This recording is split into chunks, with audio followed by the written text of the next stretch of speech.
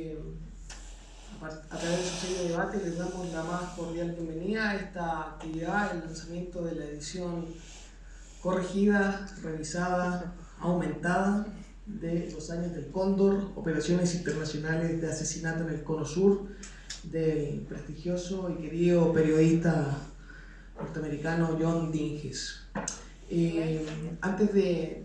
iniciar esta actividad, esta conversación en la que contamos con la participación, con el lujo de contar con Paulina Veloso y con la senadora Isabel Allende, tengo entendido que John va a entregar al Departamento de Archivo del Museo de la Memoria la documentación digital que contiene toda la información estadística e investigativa que acompaña y que da fundamento a esta publicación que salió el año pasado y que sin duda será un valioso aporte para la memoria de este país, para los investigadores y para la sociedad sin duda en general. Es por ello que Verónica Sánchez, directora de archivo del museo, firmará con John en este momento un acta en donde se manifiesta la entrega de este valiosísimo e importante archivo para Chile. Verónica, adelante. John.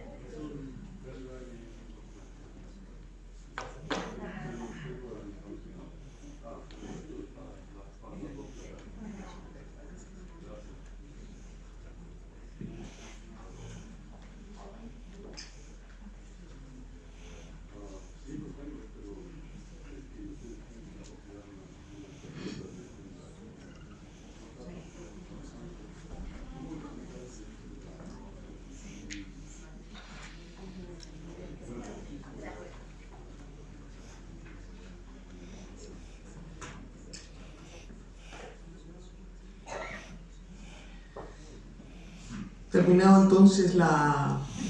firma de esta generosa donación de John, pasamos entonces a esta actividad que nos convoca, el lanzamiento de esta nueva edición de Los Años del Cóndor. Nosotros teníamos organizado un cronograma, pero como no sabemos si llegará o no el nuevo embajador de Chile en Estados Unidos, Juan Gabriel Valdés, le daremos la palabra entonces en primer lugar a la senadora Isabel Allende, luego será el turno de Paulina Veloso y finalmente, bueno, veamos si llega Juan Gabriel. Si llega, se suma a esta actividad, a esta reflexión, y luego tendremos un cierre con John. Finalmente, si el tiempo si tenemos tiempo, daremos un breve espacio para preguntas. Básicamente eso. Tengo un texto largo en donde presento el currículum kilométrico de cada una de las personas aquí presentes, pero por gentileza creo que lo dejaremos para otra ocasión. Así que, senadora, la palabra es suya. Muchas gracias. Gracias a todos por venir.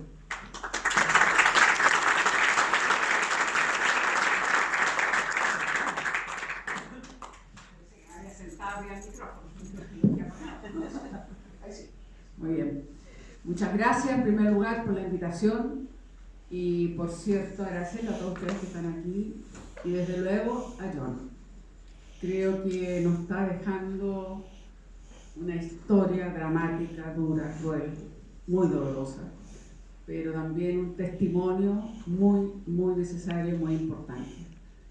El rigor con que trabaja, su fuente, la búsqueda de ver que cada uno de estos corresponda formalmente, no evitando las especulaciones, es realmente un texto en ese sentido, como digo, de un rigor que es muy meritorio. Pero además no puedo dejar de mencionar que el propio John nos abre, y desde que llegó a Chile en 73 y se queda acá, y bueno, cubre todo ese periodo dramático y con incluso amenazas de ser expulsado, que no logran hacerlo, pero en fin, con unas cuantas detenciones muy transitorias, muy temporales por suerte, pero incluido aquello, y a través suyo logra que muchos periodistas nuestros, que estaban absolutamente censurados o autocensurados por sobrevivencia, sacan la información tan necesaria. Entonces, agradecerle a John porque yo creo que él y su familia se compenetraron en este proyecto de años. Esta es la nueva edición ampliada con nueva documentación, porque además hay nuevos archivos clasificados del 2015 que los pidió la presidenta Bachelet, y ahora el 2019, que es quizás el mayor flujo de información desclasificado que se conozca. Hace que se enriquezca enormemente todos los antecedentes que nos entregan y que son tan necesarios para comprender realmente a cabalidad lo que fue el horror de esa operación Cóndor, esta organización Cóndor que nace en noviembre del 75, donde Chile es el país anfitrión y donde se suman entonces estos países del Cono Sur, y todos por supuesto ya habían, todos con dictaduras militares, y comienza entonces esta dramática operación Cóndor en su fase 1, que era coordinación, intercambios de informaciones, en fin. Pasan rápidamente a la fase 2, que ya implica evidentemente seguimiento, arrestos, detenciones, torturas, desapariciones, asesinatos entre los países del Cono Sur, que se intercambian estas informaciones, y finalmente pasa también a una tercera fase, de la cual ilustra en lo que llama la operación Teseo, aludiendo a esa mitología donde se tiene que deshacer de los oponentes con las formas más crueles y degradantes, ¿no? Es muy interesante, a mí me resultó muy interesante, voy a después de tener lo que John específicamente me pidió, que además hiciera alusión, por supuesto, pero es muy interesante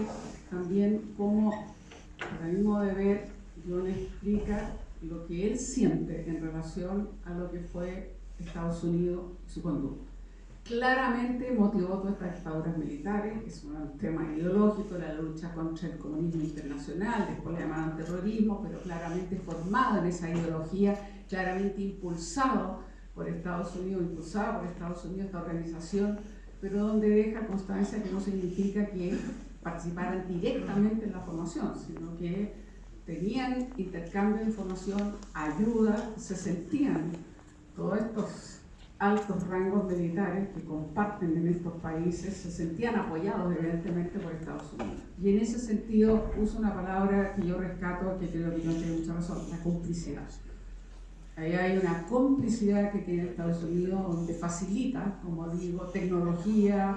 formas más modernas, preparación, etcétera, etcétera. Evidentemente que no participa directamente, ni creo que ha sido la intención, digamos, directamente de un asesinato, pero tienen conocimiento a través de sus agentes de la CIA, que a su vez tienen muchas relaciones con todo y cada uno de estos jefes, altos jefes de seguridad, y Gabriel, venido. Y con estos altos jefes de seguridad una relación bastante cercana, y por supuesto que le sirve de fuente de información a todos estos agentes. La conducta de Kissinger queda también con su luz verde y su luz roja. Es decir, la luz verde donde de alguna manera no detiene nada, estos agentes informan y dejan hacer, y la luz roja cuando ya comienzan a tener más conciencia de los niveles de violaciones gravísimas de derechos humanos que están empezando a ocurrir en nuestros países, Argentina, Chile, Uruguay, en fin, asesinatos, y tiene la intención, y manda supuestamente un mensaje a los embajadores que deben hacer decirle a los gobiernos que esto no es posible, pero pero después la debate, o sea, ataja este hecho, y esto ocurre exactamente el día antes del asesinato de Orlando Letelier, un 21 de septiembre de 76, lo que es bastante increíble. Entonces, aquí hay una luz roja, una luz verde, aquí hay una policía, aquí hay a lo menos una responsabilidad moral política de Estados Unidos que es incuestionable. Y eso me parece que lo trata muy bien nuestro querido John, digamos, con mucha documentación al respecto, pero también su propio juicio. Bueno, específicamente la operación Teseo, que es la fase 3, llamémosla así, donde incluso después del asesinato de Orlando Letelier, parece increíble, pero sobre todo Chile, Argentina, Uruguay deciden pasar de las planificaciones a las acciones y nada menos que del exterior. Y entonces comienzan una serie de sucesivas operaciones, afortunadamente las de Europa, todas comillas fracasadas, en el sentido que no muere ninguna de las personas que supuestamente estuvieron en la mira. A todo esto quiero hacer un paréntesis, me parece bastante sorprendente, pero ya teníamos el asesinato del general Prats el 74. Tuvimos el intento de asesinato de Bernardo Leighton en Roma, 75. De Selman Michelini y también el senador uruguayo Hugo Gutiérrez, 75. Y parecía que todo eso no había logrado conmocionar lo suficiente. Ni organismos internacionales, ni otros países, ni propiamente a quienes supuestamente empezaban a hablar más de derechos humanos en los cambios de gobierno, incluso en Estados Unidos. A mí me sorprende porque nosotros mismos, como ahora mirándolo y viéndolo así a la distancia, uno dice, bueno, si fueron capaces de hacer todos esos asesinatos o intentos de asesinato y una suerte de impunidad, y estoy nombrando algunos porque hubo varios más, estoy dando por supuesto a conocer bastante conocidos y connotados, es bien sorprendente. Y dentro de esta operación, entonces Teseo deciden hacer una en Europa que incluye varias operaciones. Otro paréntesis, también incluso en el intento, por supuesto nuevamente no llega a nada para un diputado Koch, estadounidense, porque estaba haciendo investigaciones profundas sobre la situación de Uruguay, incluso autor de una ley que impida, digamos, apoyo y compras de armamentos para Uruguay. Algo parecido a lo que pasó con la enmienda Kennedy en el caso de Chile después, pero también se supone que hay una suerte de amenaza que nunca llega a nada, pero no deja de ser sorprendente. Un tema que me imagino otro para Juan Gabriel, así que no voy a alargarme por supuesto, pero que es extremadamente doloroso. Yo creo que comparto la reflexión que nos hace el autor, decirnos si efectivamente, habiendo tenido alguno de estos antecedentes, Estados Unidos no tuvo la capacidad de ir un paso más allá y haber evitado el asesinato de Orlando Letelier. Había algunas pistas, no específicas, pero había algunas pistas. Uno podría decir, ya había pasado lo que les dije, estos asesinatos, ya estaba demostrando que se podía actuar fuera del país de origen de la persona, estando exiliado o viviendo en otros países, como el caso de Leighton en Roma o de Pratt en Buenos Aires, o del senador Michelini o Gutiérrez, que también estaba en Argentina, en fin. Así que eso es como no sé si es una duda llamarlo, pero por lo menos nuevamente es un baldón que yo creo que queda al decir que hubiesen podido evitar el asesinato de Orlando Letelier si hubiese sido capaz la propia CIA y el propio organismo interno de Estados Unidos, duda que queda. Bueno, y en esta operación Teseo se le ocurre una operación en Europa donde pretende, hay varias más, pero en lo específico, la que a mí por lo menos me toca, es la que pretende en el principio. Ya pasan a otro nivel, no solo deciden actuar en Europa, porque claro, después del asesinato de Orlando, las cosas se empiezan a poner bastante más complejas, pero con todo, y eso es lo increíble de lo contradictorio que aparece, con gran escándalo que se hace más, por supuesto, en Estados Unidos, que se siente violentado en su propio país, que son capaces de hacer una acción de esta índole, pero también de otras reacciones y el propio Congreso norteamericano, y sin embargo esos tres países avanzan a esta operación en Europa. Y dentro de eso deciden que además lo que hay que hacer ahora es centrar la mirada en aquellos dirigentes que tenían eco en la solidaridad que se había levantado, particularmente por supuesto en los países democráticos, particularmente en Europa, donde evidentemente Francia, Italia, los Países Bajos, Bélgica y muchos otros tenían mucho eco, digamos, a las denuncias que se hacían en torno a las gravísimas violaciones de derechos humanos. Y aquí, evidentemente, tanto mi madre Tencha como yo misma, mi familia, vivíamos en México, pero Tencha y yo salimos muchísimo, digamos, a responderle a esta ola gigantesca solidaridad mundial que se levantó de una manera increíble. Muchas veces hemos dicho que quizás solo comparable a Vietnam ni siquiera sé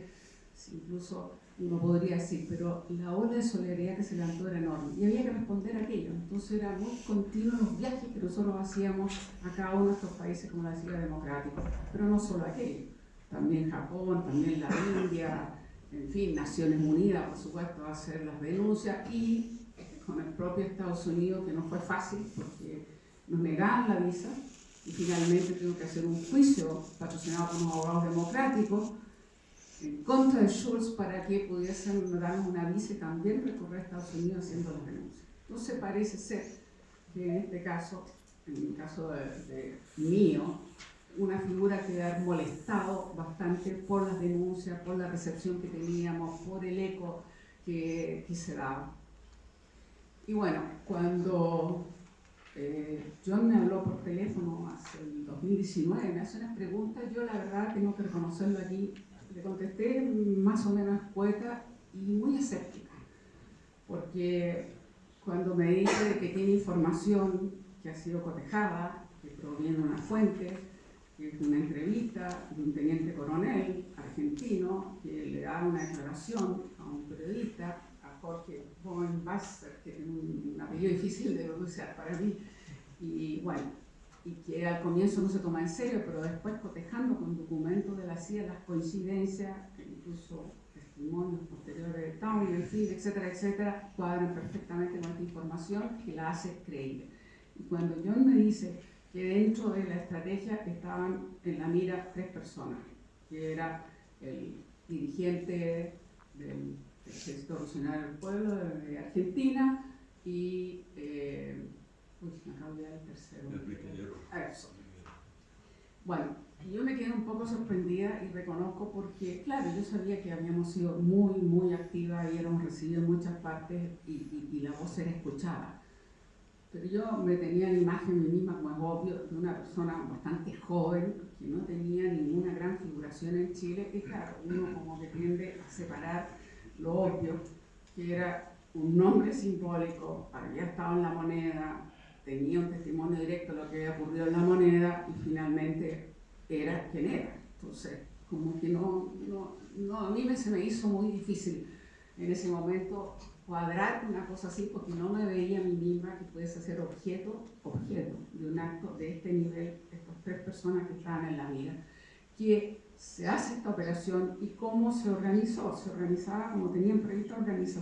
estas operaciones afuera. Primero la avanzada, que tenía que hacer los seguimientos de las rutinas, de los domicilios, los contactos, las personas, los perfiles, etcétera, etcétera, y después tenían que llegar, por supuesto, los ejecutores, con sus bombas, con sus armas y dispuestos a matar. Entonces, afortunadamente, aquí hay 2 elementos. Uno, el que las armas las mandan a Francia a través de la embajada argentina, y está de embajador en Argentina, un embajador del Partido Radical que tenía una conducta, digamos, inicial, había apoyado la lucha teóricamente contra el terrorismo, pero tampoco le gustaba mucho el populismo de Perón, una mezcla. Lo importante acá es que este embajador recibe un paquete sellado, más que un paquete, digamos, con instrucciones que tiene que ser entregado a una tercera persona que los va a recoger, así cerrado, pero lo abre y se encuentra con que están estas armas y se niega absolutamente a entregarlo. ¿Y a quién se lo tenía que entregar? Era un civil de apellido Gordon, siniestro personaje, que fue partícipe y organizador de la AAA, que era una mezcla entre militares y civiles, que secuestraba, asesinaba, y también este personaje posterior que además maneja uno de los centros más conocidos y dramáticos de tortura, de desaparición, en fin, de las personas que tenían ahí detenidas, pero además en lo personal, tipo muy siniestro, no solo por todas estas actividades, sino que incluso él mismo, comillas, se autonomiza y hacía secuestro para lograr conseguir rescate y apropiarse de dinero. Este personaje, Gordon, el que ella recibió esas armas. Naturalmente que como el embajador abre esto, fracasa y simplemente Argentina se hace responsable, entonces fracasa esta operación y se desarma. Existe también, John lo plantea, que hubo la posibilidad nunca explicitada ni por la CIA ni por los organismos de inteligencia de Francia de que teóricamente recibieron información o alerta de parte de la CIA de que había esta operación y por lo tanto correspondía entonces, bueno, ellos decidir si avisaban o no. La verdad es que no queda claro, aparentemente nunca dan una respuesta clara, nunca se pronuncia la inteligencia francesa si actuó o no actuó, si dio a conocer. En todo caso, algo que yo me preguntaba y que yo le decía, yo como dije con mucha frecuencia, caminábamos con gente muy conocida y querida para mí, como era Carlos Pedrano y otros más, varios más que yo veía cada vez que estaba allá, los chilenos, y por supuesto los organismos solidarios y los organismos de derechos humanos, habíamos estado declarando el Tribunal Russell, en fin. La verdad es que uno nunca tuvo conciencia, sí a veces nos pareció, que me acuerdo de lo comentado con Carlos y con otras personas, que de repente nos pareció que, por ejemplo, estábamos alguna vez en un café aunque solíamos caminar más bien, porque acá lo van a caminar, me gustaba mucho caminar, pero de repente me acuerdo de un café tener la sensación que habíamos visto a alguien y que había sacado una foto rápido, y a veces tengo la sensación como que decir, parece que alguien estuviera como siguiendo, pero no era una cosa permanente, nunca nos preocupamos, no fuimos muy conscientes. Y por eso digo que es un acto de inconsciencia, pues ya teníamos frac, ya teníamos Leighton, ya teníamos incluso Letelier, ya teníamos otros como que uno tendría que a lo mejor haber pensado que eran capaces de eso y mucho más. Afortunadamente, tal como lo expresa John en su libro, fracasa todas estas operaciones y no hay ninguna de las personas que tienen la mira, que son ni más ni menos 45 personas en las casi 20 operaciones que se dirigen al exterior. Esta era una de las primeras, pero no fueron las únicas, que no fueron menos, pero bueno, como 15 o 16 operaciones afuera, ninguna llega a resultados, por distintas razones, porque se filtra, porque entre ellos hubo diferencias, porque pasó lo del embajador, por distintas circunstancias o porque la CIA avisó a los países respectivos, cualquiera que sea que haya sido, estas operaciones fracasaron. Y esa es la razón por la cual podemos decir quizás que estamos como estamos, donde estamos y hablando como estamos. Suena como dije, a mí me costó mucho como asimilarlo en la primera conversación y después me he dado cuenta, y perdón que diga algo bien personal, pero es como después de esa conversación y cuando yo me fui a sacar el libro en la casa y empecé a leer con más calma el capítulo, es como que después uno empieza como a reaccionar y sentir que bueno, que queda un poco sorprendida, pero más que sorprendida, y de repente no pude evitar de comentarlo con mi hija y al ver la reacción me di cuenta que afecta, golpea, o sea, la sensación que tuvo ella, supongo decir, que a lo mejor, si yo tenía en ese momento 6 años, es muy fuerte. Y con eso quiero simbolizar, y no me voy a tener, porque por supuesto está Paulina, en el caso de Alex Yacar, no me voy a tener en todas y cada una de esas personas que murieron, digamos, siendo arrestadas, torturadas, asesinadas de las distintas maneras por esta organización Cóndor y otros mecanismos, por supuesto, de represión que tuvimos en cada uno de nuestros países. Pero que la operación Cóndor significó la degradación en el sentido que ya son operaciones coordinadas por todas estas dictaduras militares que entre los respectivos países entonces persiguen, arrestan, asesinan, antes torturan y trasladan a las personas vivas o muertas y hacen todas las versiones, por supuesto, falsas para despistar, en fin. Creo que es una de las herencias más dramáticas que nos deja todas estas dictaduras que nosotros tuvimos y que la represión que hacían a los dirigentes políticos, a los dirigentes gremiales, a los militantes, a las personas que trabajan con derechos humanos y a muchos inocentes también, que simplemente porque sí los podían tomar. Entonces yo creo que John nos deja un testimonio invaluable, que es muy necesario en la memoria, que es muy necesario para las generaciones que no han vivido, que no vivieron, que tienen que conocer esta historia, que es fundamental para entender también nuestro propio proceso, las dificultades que tuvimos y finalmente, afortunadamente, como poco a poco se fue abriendo la justicia internacional, fue abriéndose la conciencia que los crímenes de lesa humanidad, digamos, pueden ser juzgados por distintos países y gracias a muchos jueces, tribunales que se abrieron, periodistas también que fueron investigadores clave, en fin, fue logrando abrirse, resquebrajar el muro, ese el silencio, la complicidad, la negación, diríamos, al día, y finalmente esa justicia va llegando tarde, pero llegó. Así que yo quiero agradecerle a John porque creo que nos deja un testimonio invaluable y muchísimas gracias por ese tremendo trabajo que hizo. Muchas gracias.